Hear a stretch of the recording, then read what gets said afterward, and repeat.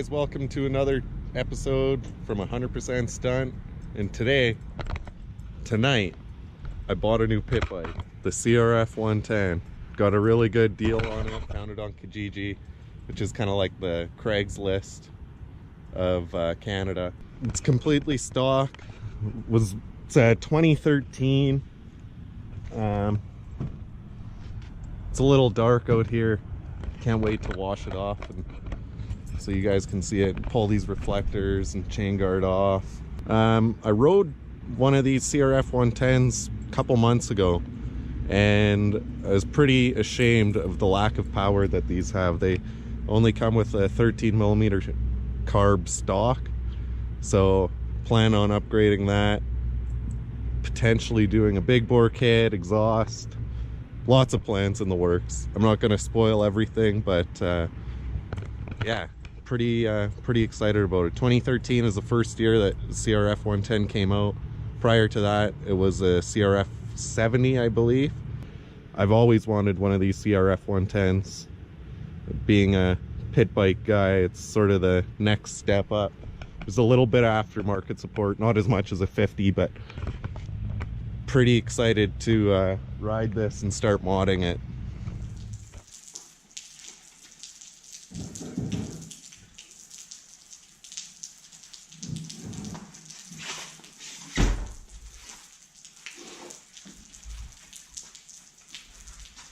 There she is,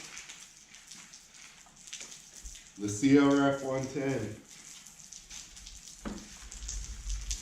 It was a bit of a trip to go and get it. It was about an hour and a half, 45 minutes each way. Rained on the way home, so bike's a little bit wet, but that's not a big deal. It's gonna get muddy and wet.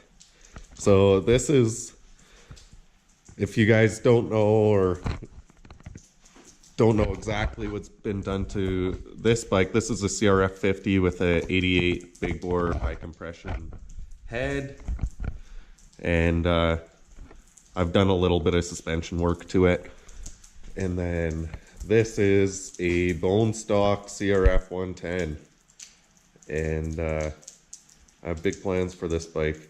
Right now, as it stands, my CRF50 is much quicker than this CRF110, but they both have a semi-automatic transmission. This one is only a 3-speed, and then this one is a 4-speed. A lot of people might ask, why did you buy a CRF110 when you already have a CRF50? Well, here's the thing. Look at the difference in the size of the rear wheels. The CRF50 is a 10. The CRF110 has a 12-inch, so there's a couple inches there. But the biggest difference is the CRF50 also has a 10 on the front, whereas the CRF110 has a 14 in the front. So really, the CRF50 is a hard bike to ride on the trails. It beats the shit out of me. I beat the shit out of the bike, and I mean, it shows. I've bent up some frame parts, and I mean, no major damage, but I just feel bad for this bike. I put it through the ringer. So Huff came on the trip with me too.